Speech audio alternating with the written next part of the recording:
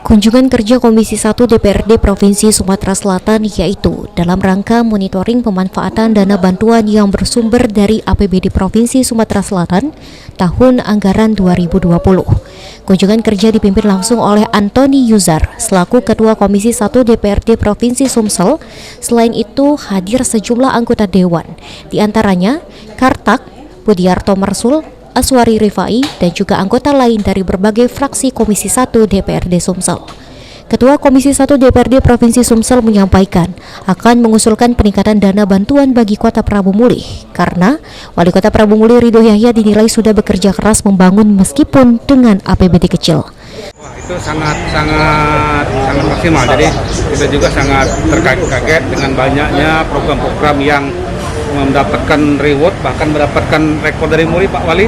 Sudah disampaikan ya, ini merupakan percontohan ini untuk bahan kami juga ke depan. Kami kunjungi ke kota lain akan kami sampaikan bahwa ini harus dicontoh, ditiru hal-hal yang positif seperti ini.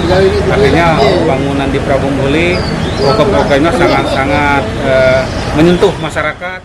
Tapi yang lebih penting, program-program tadi disampaikan juga kepada kami, ini menjadi informasi yang sangat menarik bagi kita dan menjadi bekal bagi kami dalam pertemuan dengan pemerintah kabupaten kota yang lain.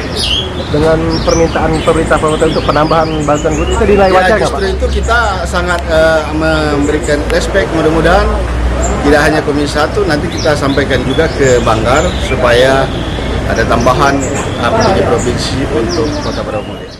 Sementara itu, Ridho Yahya mengaku jika perkembangan pembangunan Kota Prabu Mulih atas kerja keras semua pihak terkait dukungan anggota DPRD Provinsi agar dirinya maju di pemilihan Gubernur Sumatera Selatan 2024. Ridho mengapresiasi dukungan tersebut dan masih ingin fokus bekerja hingga akhir jabatannya.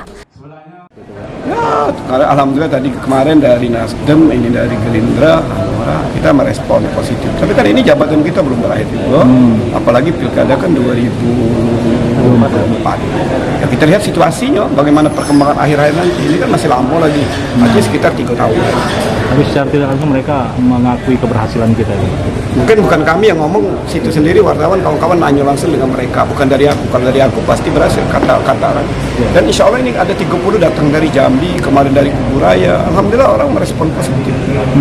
Dia datang ke Prabu Mulih, menurut saya sesuatu yang ada yang dilihat yang lain dari yang lain. Kalau mau ke Bali nak ke pantai, kalau mau Batam nak beli baju. Tapi kalau Prabu Mulih nak apa sih? Kecuali akan melihat program-program yang dilaksanakan oleh pemerintah Kota Prabu. Beni Firdaus, PAL TV.